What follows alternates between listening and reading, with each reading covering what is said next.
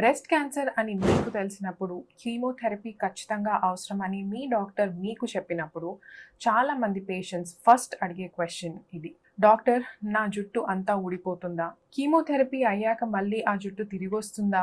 కొన్నిసార్లు cancer treatment కన్నా జుట్టు పోతుంది అనే థాటే పేషెంట్కి చాలా ఎక్కువ ఎమోషనల్గా ఉంటుంది. మీరు కూడా అలాగే ఫీల్ అవుతుంటే ఈ వీడియో మీకోసమే. ముందుగా ఒక చాలా ఇంపార్టెంట్ రీఅష్యూరెన్స్. కీమోథెరపీ వల్ల వచ్చే హెయిర్ లాస్ చాలా వరకు టెంపరీ. ట్రీట్మెంట్ అంతా కంప్లీట్ అయిపోయిన తర్వాత చాలా మందికి పేషెంట్స్ జుట్టు మళ్ళీ పెరుగుతుంది. కీమోథెరపీ మెడిసిన్స్ క్యాన్సర్ సెల్స్ని టార్గెట్ చేస్తాయి. సో క్యాన్సర్ సెల్స్ ఫాస్ట్గా గ్రో అండ్ డివైడ్ అవుతాయి. సో అలానే మన బాడీలో కూడా కొన్ని నార్మల్ సెల్స్ ఫాస్ట్గా డివైడ్ అవుతుంటాయి. అందులో హెయిర్ ఫాలికల్స్ కూడా ఒక వెరైటీ. అందుకే కీమోథెరపీ హెయిర్ ఫాలికల్స్ని కూడా టెంపరీగా ఎఫెక్ట్ చేస్తుంది. దానివల్ల జుట్టు థిన్నింగ్ అవ్వచ్చు, ఎక్కువగా హెయిర్ ఫాల్ అవ్వచ్చు.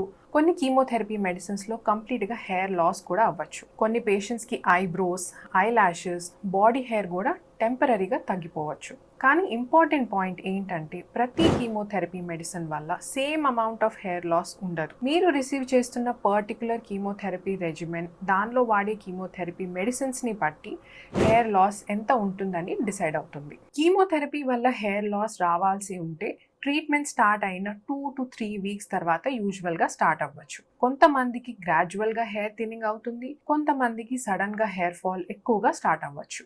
పిల్లో మీద హెయిర్ కనిపించినా, బాత్ చేసేటప్పుడు హెయిర్ ఎక్కువగా వచ్చినా ట్రీట్మెంట్ వల్ల ఏదో ప్రాబ్లం అయిందా అని భయపడకండి.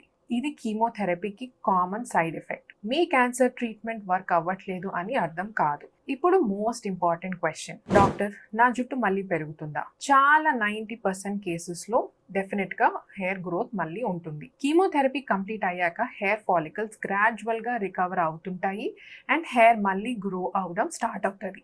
యూజువలీ కొన్ని మంత్స్ పడుతుంది. చాలా మంది పేషెంట్స్లో అరౌండ్ 6 to 12 మంత్స్లో సిగ్నిఫికెంట్ రీగ్రోత్ ఆఫ్ హెయిర్ అనేది కనిపిస్తుంది. కానీ exact timing person to person vary అవుతుంటుంది. ఇంకా ఒక ఇంట్రెస్టింగ్ థింగ్ ఏంటంటే మళ్ళీ హెయిర్ వచ్చినప్పుడు ఫస్ట్లో అది మీ ఓల్డ్ హెయిర్ లాగా ఉండకపోవచ్చు. అది తర్వాత కర్లీగా ఉండొచ్చు, సాఫ్ట్గా ఉండొచ్చు, థిక్గా లేదా థిన్గా ఉండొచ్చు. కొంచెం కలర్ కూడా డిఫరెంట్గా ఉంటుంది మళ్ళీ హెయిర్ గ్రోత్ అయినప్పుడు. కొంతమంది వీటిని కీమో కర్ల్స్ అని కూడా పిలుస్తారు. సో ఫస్ట్ రీగ్రోత్ డిఫరెంట్గా ఉంది అని వరి అవ్వకండి. నాకు తెలుసు, ఒక ఉమెన్కి హెయిర్ అంటే జస్ట్ హెయిర్ కాదు, అది తన ఐడెంటిటీలో ఒక పార్ట్.